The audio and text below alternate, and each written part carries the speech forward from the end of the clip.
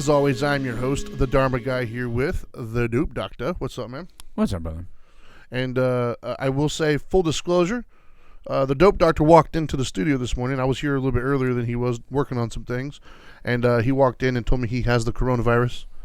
So I just said I'm starting to feel some symptoms.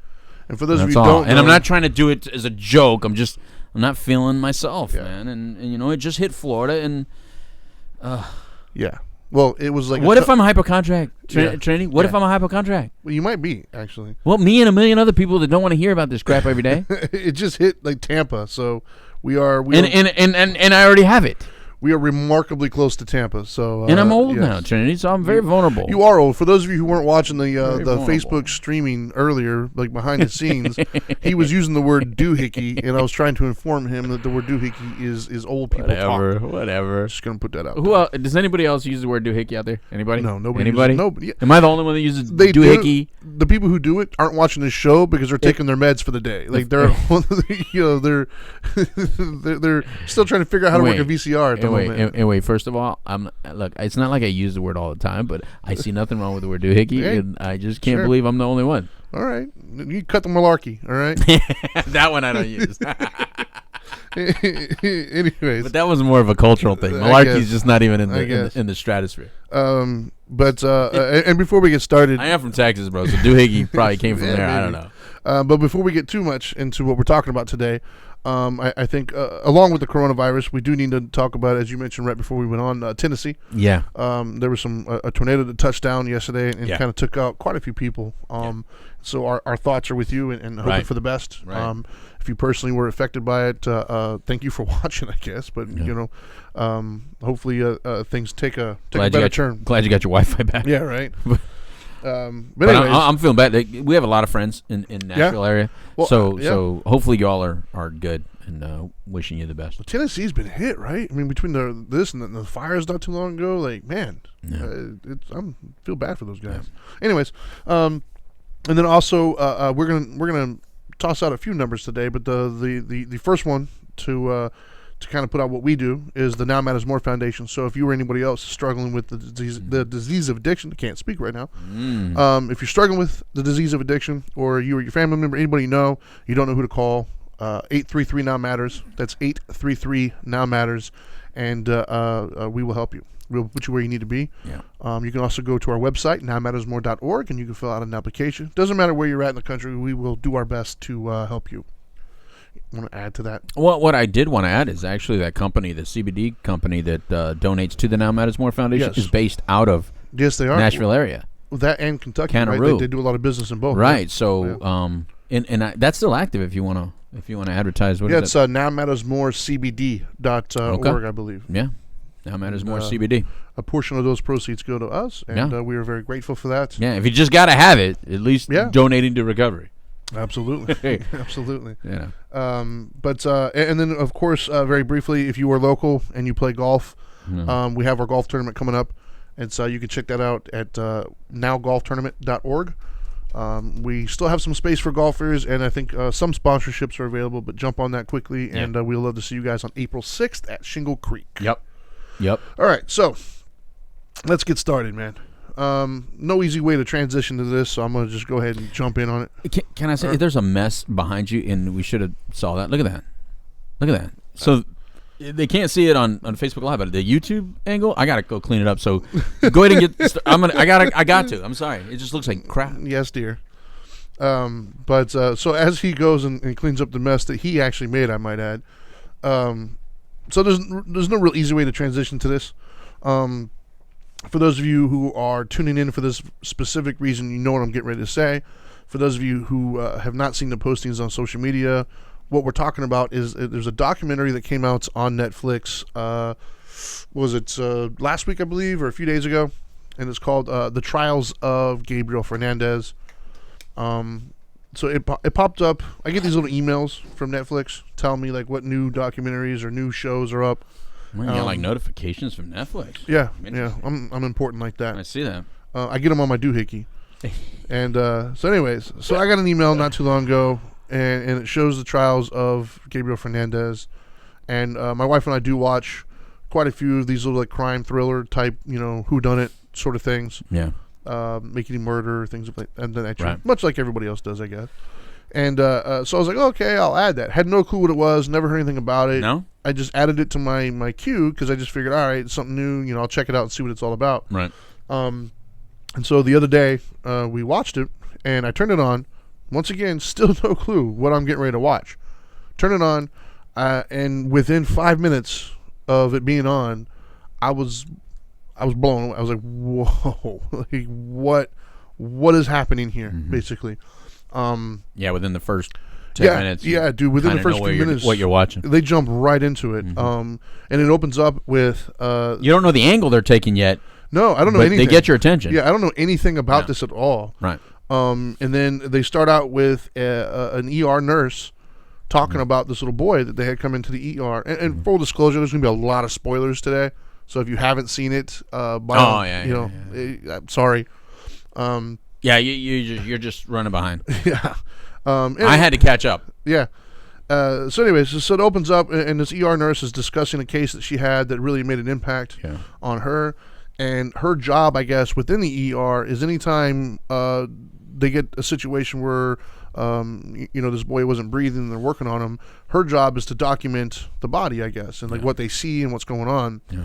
And so throughout this ordeal, as they're trying to get him to start breathing again and bring him back, each one of the doctors, I guess, and their little segments of the body, I guess, are relaying to her, hey, this is what I'm seeing.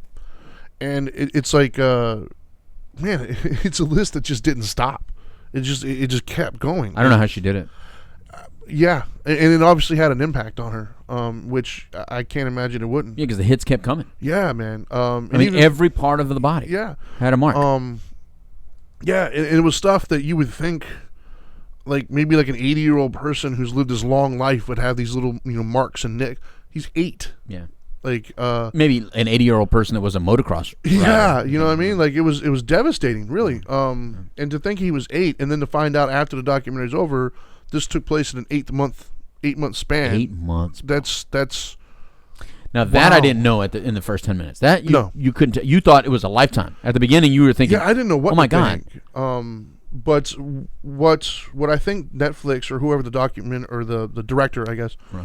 What I think they did a really good job in doing, and you and I mentioned this, and for anybody who's watching this, I have a sneaky suspicion we're going to kind of be all over the place today when it comes to this. But one of the things you and I spoke about was the trauma that everybody is going to experience. For anybody who was in this little boy's life, for anybody who touched the case or was a part of it, and then now anybody who's watching this documentary, there's trauma involved, man. There's and I think I didn't know, like I didn't put that word to it until you and I spoke. Once you and I had the conversation, that's the word I took, because when I got done watching it, man, I was impacted. I'm not gonna lie, it affected me. I think due to my own personal history of like a minute fraction of what he experienced, the fact that I have my own children, and then the fact that, I don't know, I'm not an animal, like I'm human, and I have thoughts and feelings. I literally did walk away from that thinking, like, what the hell? Like, I still don't know if I know how to quite wrap my head around everything that took place, but I do feel for anybody who was involved in it. Like, I feel for them. Like that ER nurse, you could tell this was years ago. She's seen countless incidences coming in and out of the ER. I'm sure she's seen everything you can possibly think of. But this obviously stuck out to her. Right. It was horrible. Yeah. Like it really was. And it's happening, right? I'm seeing all over social media. Did you see that? I don't even know what that was. I'm going to leave that alone. Leave it alone, because nobody on YouTube saw it. Yes. they might have seen it over here on Facebook. That was weird, though. It was.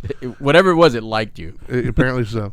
But anyways, but what we're seeing right now is, as individuals are watching this, it was like, well, when I first started watching it, Netflix, I guess, has this new thing where it tells you where it ranks in the U.S. as far as who's watching it. Oh wow, yeah, you go way deeper than no. It's on my app. Like when I'm going through it, okay. And up in the little corner, it was like number, I don't know, like 3 or 4. Wow. By the end of the weekend, it was number 1. Really? Yeah. And so What as a weekend everybody had then. right? And so as it was rolling out, you could see more and more people are popping up on my feed anyways, and they're all like, the sentiment is the same. Mm-hmm. It's just tragedy and heartbreak. Right. And so I think our main goal today, as we get into this and discuss the different facets and what we thought of, Right. our main goal, I think, is listen.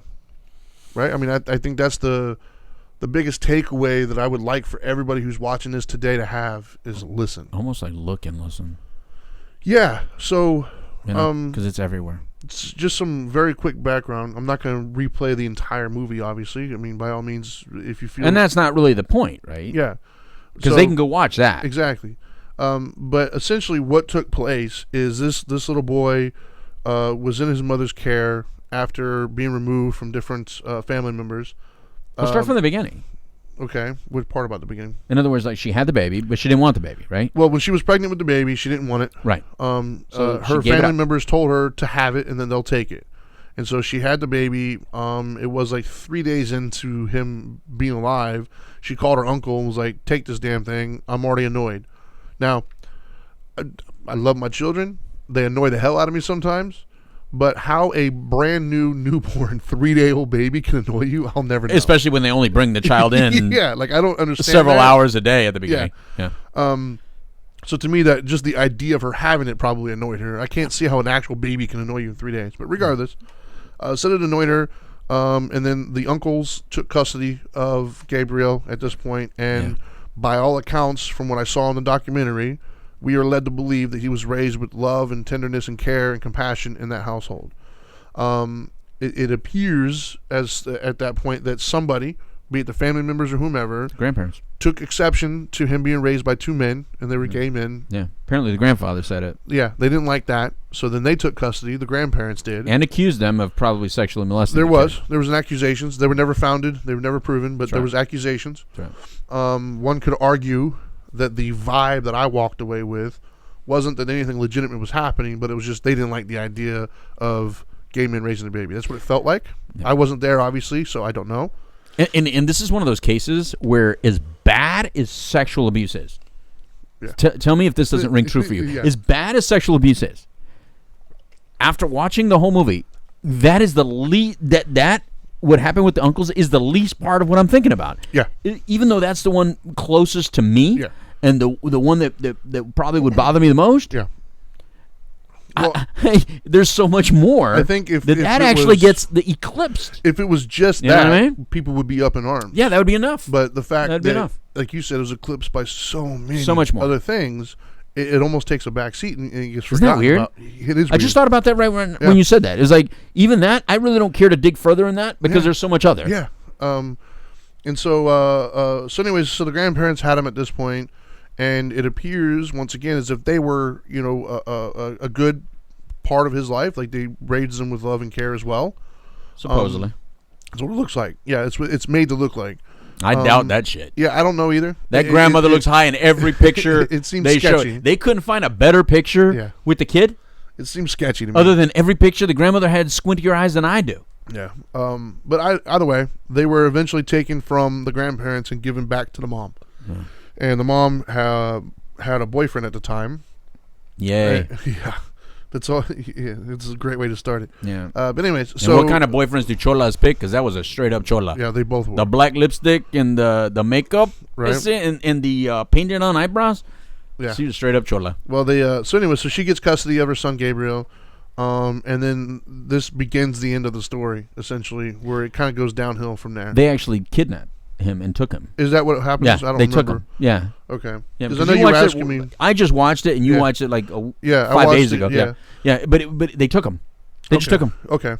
So she took him and kept him. Which Oh, doesn't yeah, make that's any right. sense. That's right. Because she wanted the money. She wanted the money for the. Okay. Yeah. So she kidnaps him, keeps him. It's her kid now.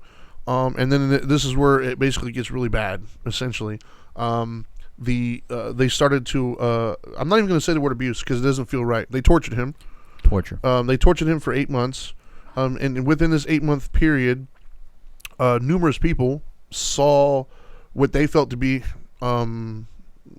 grounds to report. Yeah. The teacher reported, A security guard reported. Multiple people called and reported this, and then, long story short, on that end, nothing was done. He wasn't removed. It didn't seem like anybody verified anything. Anybody took it to the level it needed to go, and he ended up dying. And after his not dying, he ended up murdered. Yes, he was murdered. And then after the murder took place, it kind of caught wind of reporters. One of the people within DCFS at the time also came out with some documents and was like, "Hey, this needs to be looked at," and that opened up Pandora's box, and everything came falling out. Long story short, with that one, both the mom and the stepfather are in jail for the rest of their lives. The stepfather got death penalty.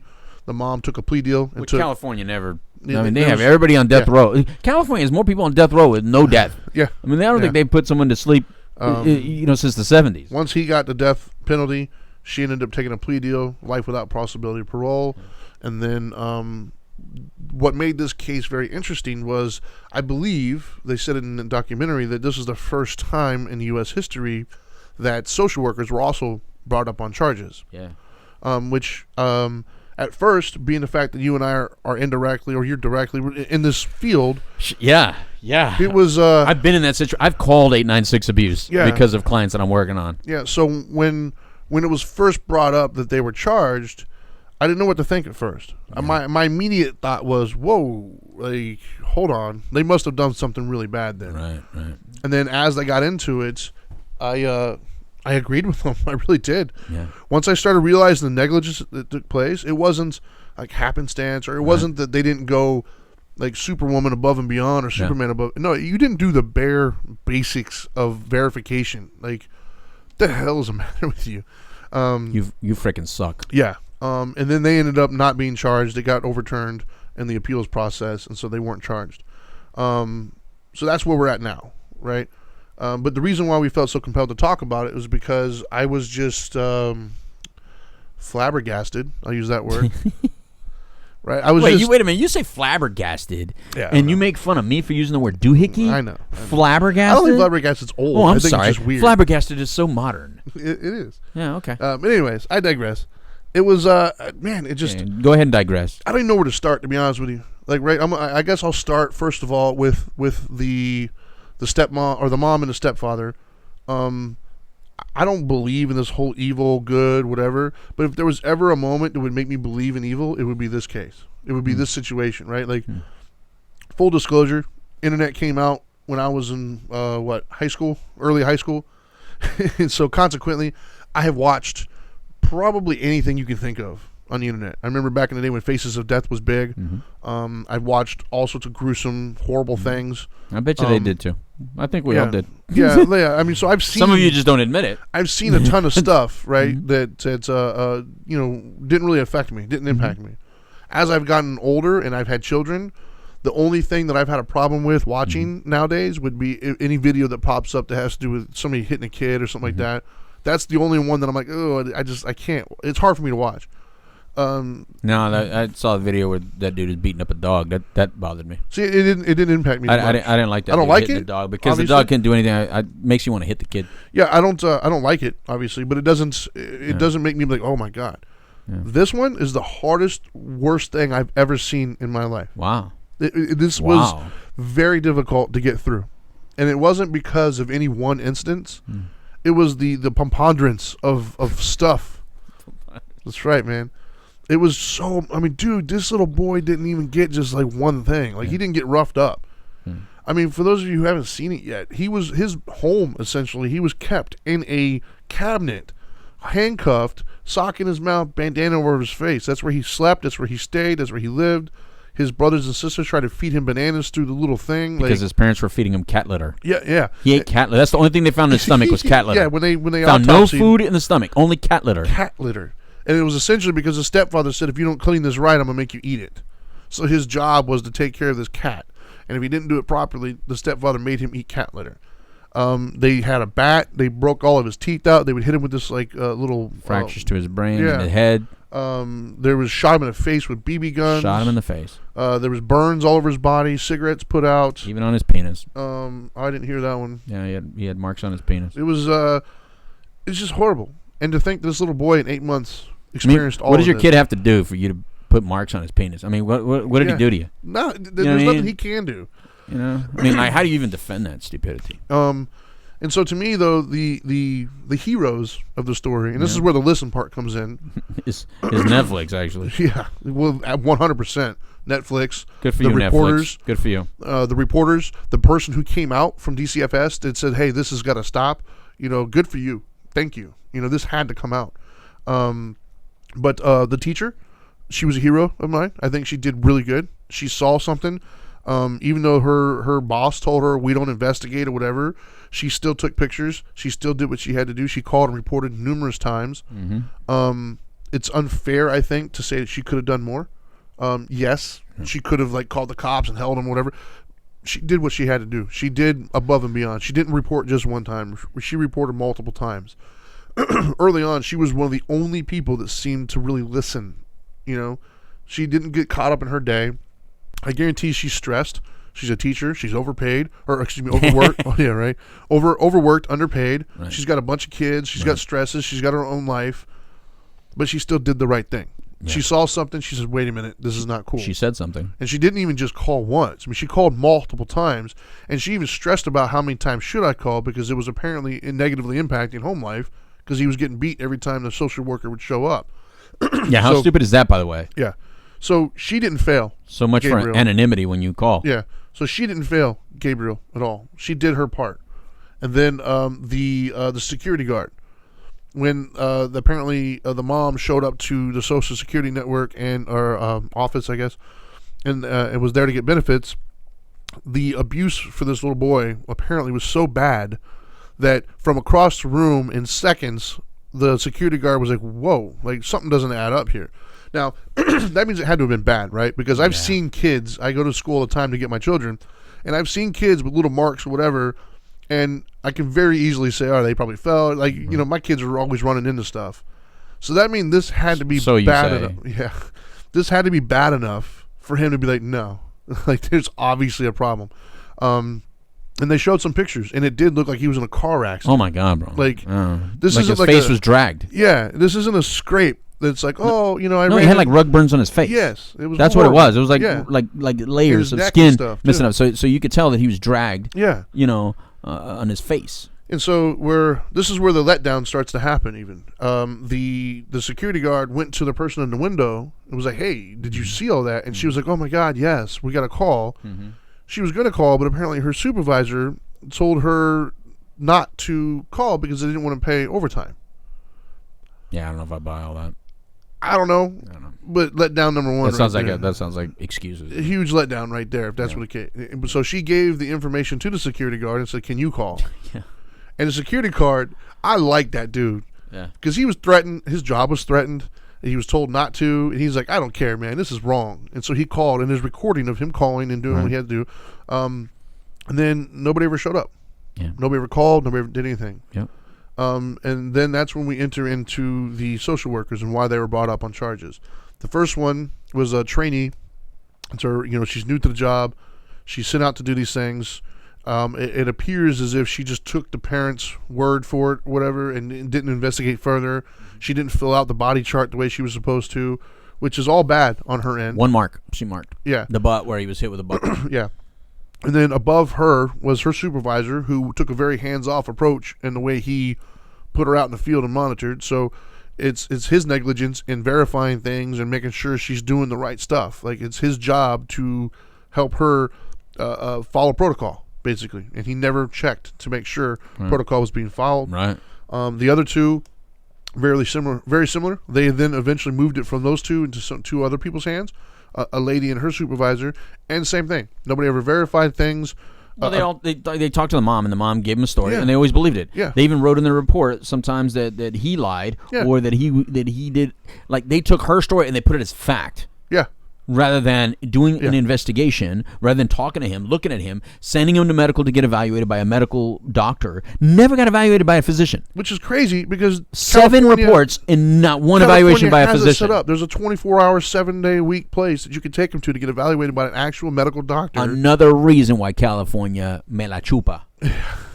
It was, dude, everybody let this kid down. Like, I don't think I ever remember seeing a situation where nobody listened. Yeah. Nobody. No. Listen to your kids, people. You know, I have children. I get it. I understand. Sometimes they're annoying or sometimes they embellish things. Listen to them. Dude, he, as you pointed out, he told everybody. He told everybody. He wasn't trying to hide it. Nope. He told everybody. He told everybody. Nobody did a damn thing. Anybody that could do something didn't do a thing. Correct. Anybody that could do something, and that's the sad thing. Hey, look, the sad thing, Trinity. I mean, look, we're 30 minutes in. I'm assuming you want to get to the part, the listening and stuff like that, right? We're gonna get wherever we need to get. Okay, man. So here's what I'm thinking. You and I have been here, even on this show, or at least on the Couch Live, one of the 2 shows. I don't even remember what show it was. Oh yeah. But we were doing a show where an individual Mimi. came in, Mimi and I wasn't going to give the the name, but okay. She was on the show. Okay. Well, she was on the show and told a story of her and this is an adult. Having a black eye, going into work, and nobody mentioned it. Yeah. We mentioned it in 2 seconds, kind of deal. Yeah. And it's like, what's going on? Yeah. And it became a thing because I even messaged her boss and be like, "What?" You called him. I called him. I'm like, "What's your problem, bro?" Because you know, I like you as a person, but how are you going to allow this employee, this person that you consider a friend, a person you work with, to come in with a black eye and you don't even ask her how she got it? Yeah. And I think that is the thing. That is my problem. My problem is we get so distracted by whatever else that's going on, is that we're not actively watching for things that we can be our own. We can be someone's hero. Yeah. Because someone around you, I promise you, someone around you right now is suffering physical abuse, sexual abuse, trauma, some sort of control by someone else, and they're just dying for someone to bring it out. Now, they may deny it at first because that's what they do. That's part of it. Of course. But if you press, all you have to do is press a little bit and look for signs that they're willing to break if they know that they can trust you and if they know something could be done. Yeah. Because if something can't be done, of course they're going to stay silent because then it just gets worse. Yeah, I think that's what my abuser used to say. My abuser used to say, if you say anything, it's going to get worse, and it did. Yeah, and it freaking did. Well, in this case, it did as well. You know, no, I agree with you 100%. You know, I think that that was the route that they tried to take with the social workers in this particular instance. Was they painted this picture that they had so many cases, and it's overwhelming, and there's just so many. And I'm not going to deny that there's probably an absurd amount of cases that come across their desk. Yeah. But to me, that doesn't excuse you from doing what you were supposed to. Right. If you can't handle it, find a different job. Because you're not failing in the sense of, oh, I gave somebody a Dr. Pepper and they wanted a Coke. Oh, no. No, this little boy died because you couldn't do your job correctly. Yeah. Find a different job. You're not cut out for this. This isn't for you. If you can't balance your work or whatever it is and somebody dies and goes through torture, your inability for time management, find help. And you know, here's the sad thing, Trinity. Like, in our area, I know that our DCF has had some issues due to kids dying. We've been in the news in Central Florida for that. My problem is that when I worked as a case manager in the beginning of my career, I remember how many families would, like, it was just like common knowledge in the areas that I was a case manager, you know, in their head, that the system's always trying to take people's kids away for nothing, for no good reason. They just want to take your kids. First of all, nobody wants to take your kids because there's nowhere to put them. Exactly. It's very hard to place kids. There's not enough foster homes and there's not enough placements for kids. Plus, so that's traumatizing. That's a lie. And it is traumatizing. Nobody wants to traumatize your kids any further than you are already traumatized. Exactly. But the system needs to at least respond a little bit better on their end when there are valid cases, regardless of the restrictions. So if there's anything, if you work in the system right now and you watch this documentary and in your own system you feel like, wow, we have cases like that within our system, you're probably being really quiet about it, but you're probably talking to your spouse or your friends and saying, man, if I would say what I know, oh, my department, say it. Because you're probably watching it and going, I guarantee, Trinity, somebody's sitting in the bed watching this with a loved one and saying, if I would open up the stuff that I know about my department, it would blow up. Yeah. Yes. Say it. Blow it the up. That's what I'm saying. Yeah.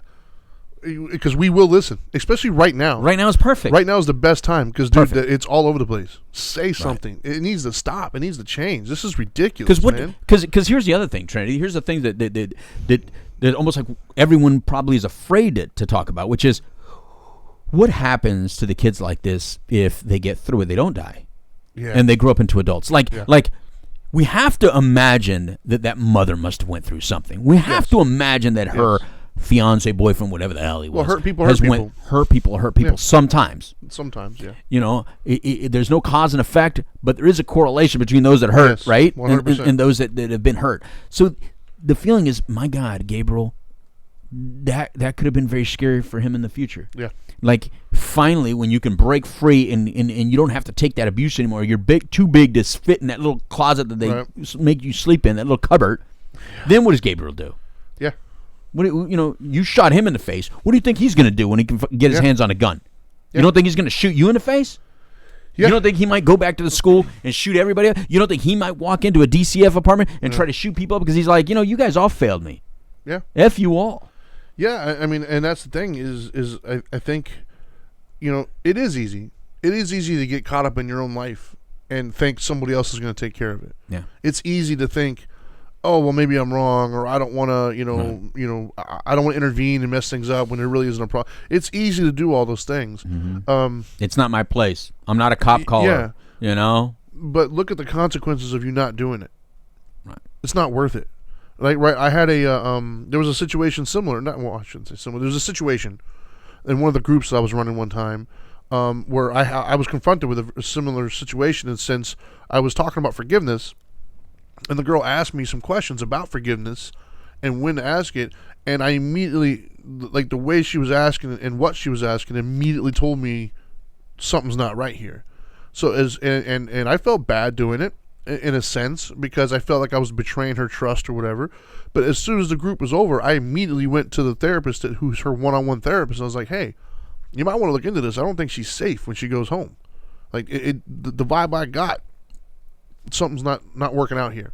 And then they looked into it, and I believe they found stuff. Mm-hmm. But I could have very easily been like, hey, man, like, I'm not the one-on-one therapist. I'm just here to do a group. I did my part. They'll figure it out. But I didn't do that. Yeah. I was like, hold up.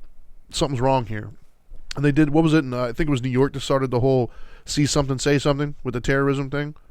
Right? Yeah. I think it was up there. If you see something, say something with either terrorism or crime or whatever. Yeah. Well, we need to do that when it comes to abuse. Like you said, it boggles my mind that a girl would show up to work with a black eye and nobody was like, hey, you all right? Like, what happened here? Right. Like, we're in a society now where we're always talking about doing the right thing and the Me Too movement and everything else. But it's hard to not feel that that's all just bullshit. Right. When things like this are taking place. Yeah. In a state where supposedly gives so much crap about everybody. Yeah. That's what bothers me. When you're talking, we're not talking about a little town in the middle of nowhere. No, this is L.A. Where everybody has a third grade education, wherever the hell you like to make fun of. Yeah. We're talking about a huge metropolitan area with resources. Tons of resources. Yeah. So you can't throw money at a problem if you're blind. Yeah. Look, here's the thing. I mean, unfortunately, I've worked within the system for very many years. So early on, there was tons of. I mean, I could think of two right off the top of my head that we tried to adopt out. My wife and I, even my wife got involved. We were trying to get one adopted by a friend of ours who since then has passed away. Rest in peace. And then another one who we wanted, but we had to take both of them in order to get them. And the family wasn't having it. But man, I was a case manager and wanted to adopt these kids. Yeah. I wasn't, cut out for that. Yeah. We would spend time with these kids, and it was one is a Gabriel. Actually, it's a Gabriel and Ricardo. By the way, if you live out there, Gabriel and Ricardo, if you ever watch this, you know who you are. Please reach out to me. I would love to hear from you, because it was just, you can only report so much, and you can only comment on so much when you're that caseworker, and then you think your system takes care of it, and then supposedly they do, and then you never know what happens. Yeah, but if you're in it now, here we are in 2020, very different world in 2020. Yeah. This isn't 1991 like what I'm talking about. This is 2020 where everyone is offended by everything, especially in California. How are you not offended by watching a kid walk around with rug burns on his face, a BB gun shot to his face? Yeah. What can possibly happen, Trinity, that can allow people to not say something? I mean, how can that even happen in a public school? Not listening. Yeah. In a neighborhood. Stop. Like the whole neighborhood has this little thing outside now, and they feel bad, and it's Gabriel's tree. Where was all this 6 months ago? Where was that neighborhood? Yeah. That neighborhood knew what was going on. Everybody did, man. You can't, dude, it was so egregious. You can't not know about that. Look, every friend, every family member, you're all friggin' guilty. Stop it. Yeah. Just stop it. It's not just the social workers. That's really the only case that social workers had, is just the whole system should. Yeah, the whole system. It's not just you, but you definitely part of the problem. But the whole neighborhood, the whole family, grandparents, I don't even want to hear it. Cousins, I don't even want to hear it. All of you knew what was happening. All right? Yeah. Things can't change that drastically in 8 months and you not know, because this kid told everybody. And everybody has a story of him saying, is it bad that I get hit like this? Is this wrong that you bleed like this? Yeah. Is this normal? He's asking. Yeah, and I think that, statistically right now, as you pointed out, every single one of us knows somebody who's going through something. Yeah. What are we doing about it? Yeah. I'm not saying we need to go knock down somebody's door and, hey, what are you doing in here? Like, that's ridiculous. Yeah, don't play cowboy now. But if you know somebody that they confide in you and they tell you, hey, this is taking place, do something. This whole, like, oh, well, I don't want to betray their confidence. Shut up. Yeah. They're reaching out to you for a reason. Not helping them is betraying their confidence, man. Like, do the right thing. Dude, I don't know about you, Trinity, but I know we have different ways that we deal with when we see something in public. Right. But I am that guy that I've been in that line in a like a Walmart or whatever, and I've seen a mom shake that arm like crazy, call him stupid, and say you ain't getting it, and just start cursing at a little kid, and I'll be like, hey, he's up, and they just look at me like, you better mind your business. Yeah. You know what I mean? And it's like, you just made it my business. You look, just. But I try to talk to her silently so the kid doesn't really see. But at the same time, I want the kid to know, somebody's got your back. Yeah, man. That your mom is freaking about to rip your arm right out of its shoulder socket. You know the way some parents, how they pick up their kid off the floor and the kid drops. Yeah. God, bro, I just can't stand it. I can't stand it. No, it pisses me off, man. Did you see what Mike Maynard posted, by the way, about Baca? People need to know more about Baca, because when I was a case manager, we worked closely with Baca a lot. They actually go to court. I saw that. They actually do that. So he's Mike Maynard is watching a show on Facebook Live from Kansas City, and he says that he's a member of Baca, which is Bikers Against Child Abuse. Yep. And they have chapters all over the world and in the States. If you know someone that's being abused, please contact your local chapter. Mm-hmm. Also, Google or YouTube about Baca. From the Couch Live television show when it was on, actually we had a Baca member that was part of our show, Kevin. Right on. Kevin ain't moved to Jacksonville, but Kevin was a member of Baca. Right on. Yeah, I mean I think that is the prevailing thing. Like, stop, dude. Like, no, your life is not that busy. Your life, your daily routine is not more important than the suffering that this little boy or whatever's going through. There was another way to even look at it, right? One time I was doing a group, and we were talking about helping ourselves and things of that nature, right? Mm-hmm. And I try to explain to them, helping other people is helping yourself. Yeah. Like, if I'm going out and I'm running a group, let's say, and let's say there's 10 people in that group, and let's say 2 or 3 of them, I'm able to be the catalyst somehow, some way, that they find sobriety, they find happiness, they find whatever it is, and they start to move their life in a much better process. Is that not 3 people fewer that are contributing to the BS that my children have to grow up with? Right. Like, those people, they don't live on an island or a bubble. They go out there and they impact those around them, and those around them impact those around them, and eventually comes around. Mm-hmm. If you don't believe me, look up the coronavirus. Right. We're all connected. Like, we're not islands. Something happens, it impacts everybody around you. Yeah, pray for me. Yeah, so, I mean, help that kid, man. You see something, like, I spend an awful lot of time with my kids, and when I go to schools and stuff, I see other little kids, whatever. We interact with them all the time. We all have coworkers. We have friends. If you're that friend and you have that other friend that is going home to a bad home life and you know about it, help them. I remember when I was a kid, as a matter of fact, and you know what? That is one of the greatest things I think my mom did for me, was give me that kind of a role model. Because my mom, we you know the history. When we went through some stuff, we had our own little moments where we had to get out. And I remember when I was a kid, there was this kid named Adam. I'm not going to say his last name, but it was an Adam. And I remember him being hurt. And I was a little kid. I didn't really know what to do. I was in probably late elementary, early middle school. He lived a couple doors down from us. And he was going home to a bad home life. His mom was getting beat and stuff like that by the man.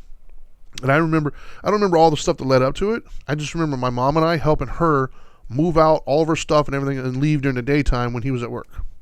Like I remember us, like my mom had some money. She gave her some money to help, get a place or whatever. We loaded the truck. We moved everything out of the house, and she moved out while he was gone for the day. So when he came home, she was just gone. Like, help. You know what I mean? Like, listen to somebody and do something. Stop telling me how great you are and show me. You know what I mean? Like, you're telling me how great you are. Who have you helped today? Who have you helped this week? Who have you helped this month? What have you done outside of yourself to help another human being? Well, the thing is, some of you don't even look at somebody else. I mean, let's get honest, man. Some of you just, when you're walking, you're not even looking right and left. Yeah. And in California, that's one thing I used to joke about Cali, which is, we would ride up on people, right? And you're just a bunch of Mexicans in a car, and it would be funny because it was the first place that everybody would they wouldn't even look at you in the car, but they would lock back then when you used to have to lock your doors like that.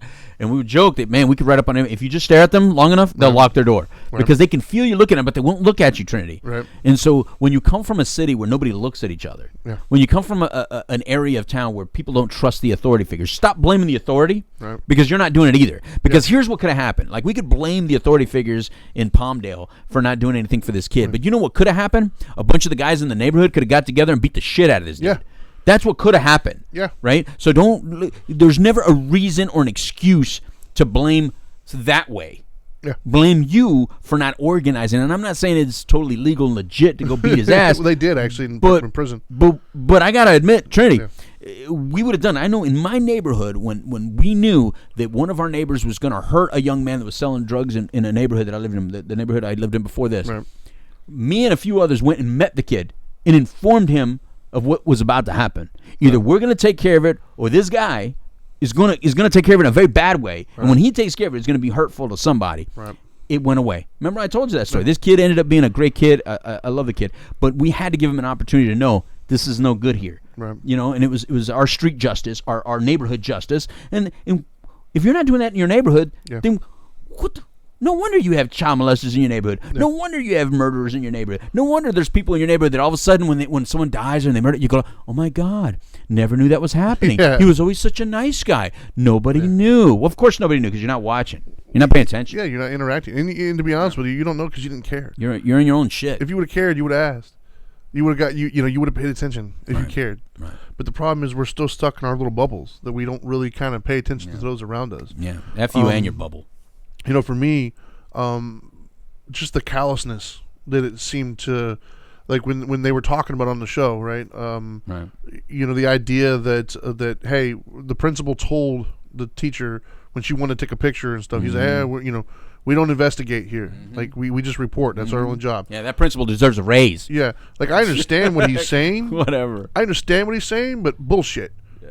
Like if that's my kid, take a picture. Come on. Like bring this to light. There was one of the scenes in there where one of the other social workers goes to this lady's house.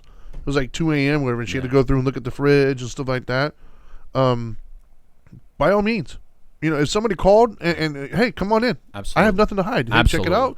Thank you for coming in and verifying. I'm not doing anything, so I don't mind showing you, but I'm glad that you took it serious. It's almost like on my my debit cards and stuff, I write CID. Right. How nobody ever asks me to see my ID. One person, like every now and then, will say, "Hey, let me see your ID." It's like, you know what? Thank you. And then what the problem is, they'll apologize first. Hey, I'm sorry, man. You wrote it down. Like, don't apologize for doing what I've asked you to do. Like, you're actually doing your job by checking my ID to make sure I am who I say I am. Yeah. So if somebody were to show up to my house to make sure my children are safe, thank you. Yeah. Is it an inconvenience to go? Yeah, sure, but thank you, because that gives me hope that if somebody really is doing something, you're going to find it out. And it pisses me off that so many of them drop the ball, dude. And the excuses they use were, oh, I have too much, or that's not our job, or oh, we don't want to pay overtime, or whatever their bullshit excuse was. We're not talking about somebody who was being maybe, yelled at or grounded. Right. He was being tortured. Yeah, this dude. is a different level of abuse. This is another. And level. don't think that he's the only one. No, it's happening right now. Matter of fact, in this same exact city, while this was taking place, another one was found with a very similar circumstance and died. So once again, that kid in your neighborhood that's always showing up with a black eye. Yeah. That kid who's come to you and asked you if something's normal. Say something. Yeah. God, dude, you don't know what is happening in this kid's life. You don't know what they're going through. Just because they're wearing clothes and stuff. So just because they got a scratch on their head doesn't mean their entire body isn't destroyed underneath it. Yeah. It's just as simple as say something and then let the authorities come in and do what they got to do. But they won't know unless you report it, unless you say something. Like, do your part, dude. Right. Like, come on. It's horrible. And then like you're seeing what Maynard is saying, right? And I remember, look, Maynard was living on his own like at 15. I've known Maynard a very long time. Right. I mean, he went through it and just read it. I mean, someone told, right? Yeah. You said it, Juan told? Yeah, somebody told. Mm-hmm. And it got him out of that situation. Yeah. And he's eternally grateful. Saved his life. Yeah. And that's the thing is, and you kind of touched on it, and I think on Friday we're going to touch on it more on the Couch Live. We're going to talk about trauma. Yeah. But to slightly touch on it now, that's the thing. These people that you're ignoring, do you think they're going to grow up and be upstanding members of society that loves everybody around them and is full of compassion?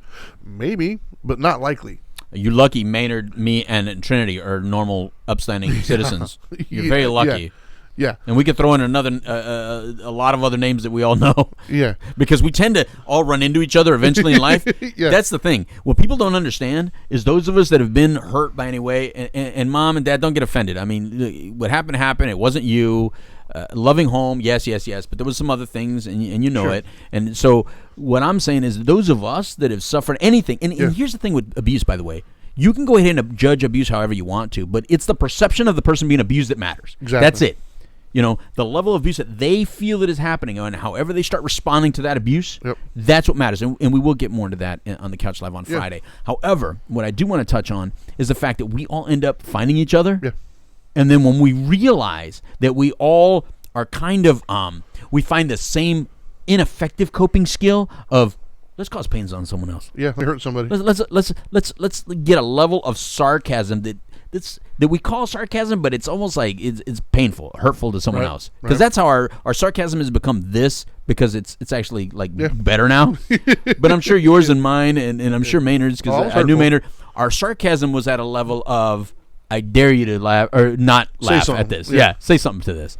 And it's really sad because there's so many individuals out there that by the time that is showing, we get focused on their symptoms, like my symptomology and your symptomology. You probably had the same symptoms I did, where the school gets mad at you, they expel you, they suspend you, you get in a lot of fights. They don't really, they punish you. Yeah. But you know what? Nobody helps. Never did anyone talk to me. No. I my entire youth, never did a professional say, listen, you're showing these signs. Yeah. Is something happening? Now that I think about it, I don't think I ever really had that. Like, the only one that said it was a doctor, and I think he just said it because every time I went in there, he wanted to touch my penis. I swear to God, every time I went to that doctor, for some reason, he was fixated on my penis. Well, and I think and screw that guy too. I think that's part of the reason why I'm as passionate as I am, and you as well, in going into the schools and talking to people and stuff, because sometimes that's all it takes is somebody to listen. Yeah, listen. There's people hurting, and they need you to listen. Right. And imagine how much, like, first of all, Gabriel would still be here today. Right. Right. And if somebody would have intervened early on, we could have prevented not only his death, but all the torture he went through. Dude. It could have just been a bad abuse story and not a torturous death story. And it's not over. No. And it's not over, because you have the brother and the sister that forever are going to feel guilty. I don't care what you say to them. Oh, God. Yeah, I feel so bad for them. So we don't know what's going to happen with them. No. And anyone else that has heard this story and watched this story. Yeah. And that's why we have to talk about trauma on the future show, because of that. Because there's some of you are not going to be able to live your normal life after this, and some of you are going to start feeling the effects of it. Yeah. So what to do with that information, other than today, what you're supposed to learn is freaking listen and watch. Yeah. Watch. Yeah. And the Couch Live will be on same channel, same everything, Friday, 12 to 1. And we'll be talking about that. But yes, today I think the overarching kind of takeaway is listen. Yeah. Listen, man. Like everybody around you almost wanted to say it, didn't you? You almost wanted to say, listen, Linda. I heard you. Everybody around you is telling you something, right? Some people around you are telling you how happy and content they are, and that's awesome. Right. But others around you are telling you how they're hurting. Right. You might not realize it, but their defensiveness, their aggression, their anger, that's all telling you something, man. Yeah. Like they are pouring it out to you if you know where to look, if you just pay attention. Behaviors are very telling. Yes. See, here's the sad thing, Trinity. I know I didn't deal with mine great, and mine was nothing compared to this kid's. You didn't deal with yours great, and there was nothing compared to this kid's. Yeah.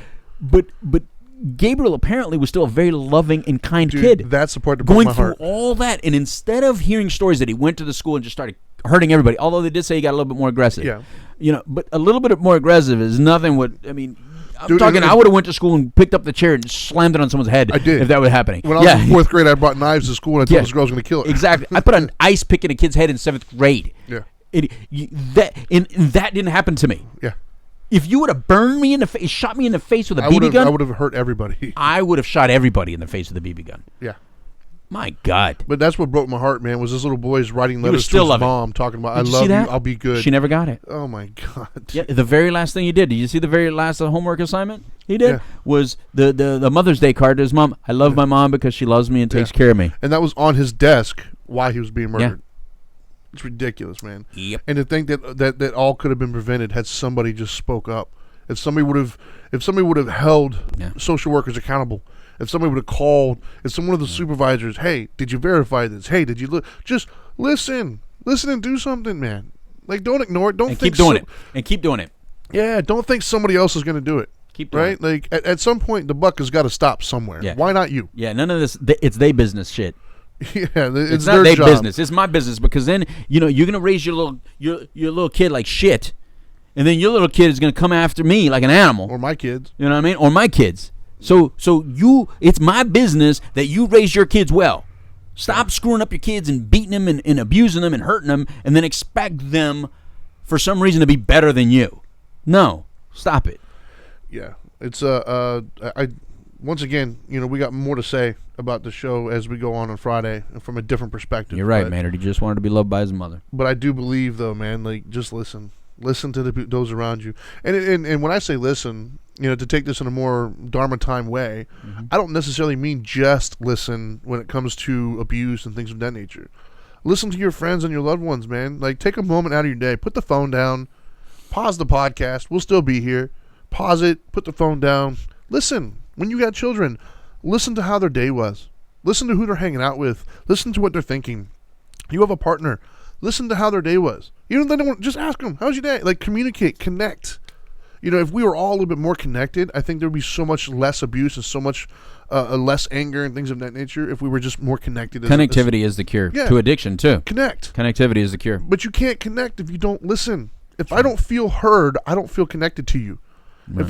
If I don't, and we're not talking about validation here. I'm just talking about simply just heard. Right. You don't even have to agree with me, but just I need to know that you heard me. Right. And so listen to those around you. I don't care what it is. Listen, ask questions, be involved, be connected. Let another human being know I see you. And I'm glad, in a weird way, and you might say something to this, but in a very odd way, I'm kind of glad it was a Latino child of all children. Because if it was a black kid, it would have been a race issue, and that all we'd be hearing about is this a race thing. But by being a Latino kid, those of us know in the Latino families, a lot of times we don't get help, we don't ask for help. But there's a lot of secrecy, because did you see that his uncle got deported? Yeah. Right? The one that was taken care of got deported. These things do happen. I mean, there's a lot of reasons, but this is not about color. This is not about culture. This is all cultures. This is everyone. Yeah. The reason I'm glad it's in the middle. It's a Latino kid. It's because you can't say, oh, everybody cares because it's a white kid that got killed, right. and nobody's saying, oh, because it's a black kid. See, the white system let him down because he's a black kid. No, this is in the middle. This is a brown, and whenever it's brown, we can just put color and all that aside and just realize this happens to everybody. Yeah. So don't make it a racial issue. Don't make it a cultural issue. I am making it about California a little bit because I think you're all a little bit nuts. But it happens. But it happens everywhere. It happens everywhere. It happens everywhere. right now, there's somebody in your life that you're connected Right. to somehow, some way, Right. that is going through a situation similar to Every this. culture, every kind, every deal. Domestic violence is real, Right, people. right. It's happening. Right. And there's signs all around you. Say something. And even then, like I said, taking the extreme of domestic violence and death and torture and abuse out of it, the people around you, you owe it to them and to yourself to just be connected to them. There is not a single relationship on this planet, be it friendship, be it boyfriend-girlfriend, boyfriend-boyfriend, I don't care what you call it, there's not a single relationship out there that won't benefit from just listening to somebody. Get that right. It's not a bad thing. There's nothing bad going to come out of it. It doesn't cost you anything. It's not going to start. Just listen. And you listen with your ears, not your mouth, by the way. You know how much abuse, how many people that are abused would just respond just a little bit differently if you asked the question and they knew that you really cared about the answer. Because you get accustomed to just telling people, I'm fine, it's all right, I'm good, and then just blowing you off. Yeah. But even in this story, what you heard in the documentary is that at first he may have said nothing, it's okay, blah, blah, blah. He would give the fake story. Yeah, but when they probed. But all they had to do was probe. Yeah, it came out. 2 or 3 questions later, he's telling you, okay, I'm locked in a cupboard, I'm sleeping in there, I'm not eating, I'm eating cat litter. You know, it's like, learn from that. Yeah. More than even listen is learn. Yeah. Learn that if you are whatever age you are and you have never called the abuse hotline, the likelihood that you're watching, you're probably not. Because to be an adult and have never talked to somebody who probably was reaching out and needed out, that's not likely. We have all been in contact with somebody being abused and didn't know it. Yeah. So let's all move a little bit forward. And I'm saying let's all go crazy and just start calling the abuse hotline everywhere. Yeah. but just someone Guys, just Louis hits me when you're not watching. someone I mean, come on, get my pimp hand back to shiny. You stop it, Trinity. Nobody would believe that, by the way. No, they And wouldn't. here's the sad thing: that actually happens too. Yeah. And this is why a lot of men that are being abused don't say anything. Yeah. A lot of men are being abused by the women too. Trust me, I've seen some Mexican women that I've can seen beat it. the hell out I've of some seen- men, I've boys. seen all of it. So I used to cancel some guys that would come in for DUIs, the Mexican workers, but their wives would beat the crap out of them when they got home, man. And it was like, ooh, but because he had a DUI, because he had a drinking problem, everybody's like, oh, that's good for him. No, it's still No, it's abuse, not. man. It's still abuse, and it's still not cool. All right, well, we are over time, so I'm going to leave this stuff in the link below, not only on our Facebook Live, but also when YouTube and stuff gets posted. But if you know somebody or if you see something and you don't know who to call, I Googled really quickly and I found childhelp.org, or you can call 1-800-4-A-CHILD. That's 1-800-422-4453. childhelp.org. That's probably one of God only knows how many. Right. Bottom line is, we all have the internet in our pocket typically. Not knowing a number to call is not an excuse. You can quickly Google it and you'll find something. I'll put this one and any other things I find helpful in the links. But that would be our tips for today is listen and say something. And So- if none of them do anything, call your local Baca chapter. Yeah. Bikers Against Child Abuse. I guarantee you they'll do something. They'll do something. Exactly. So anyways, now that's what we got. Now that you know better, please do better. Peace.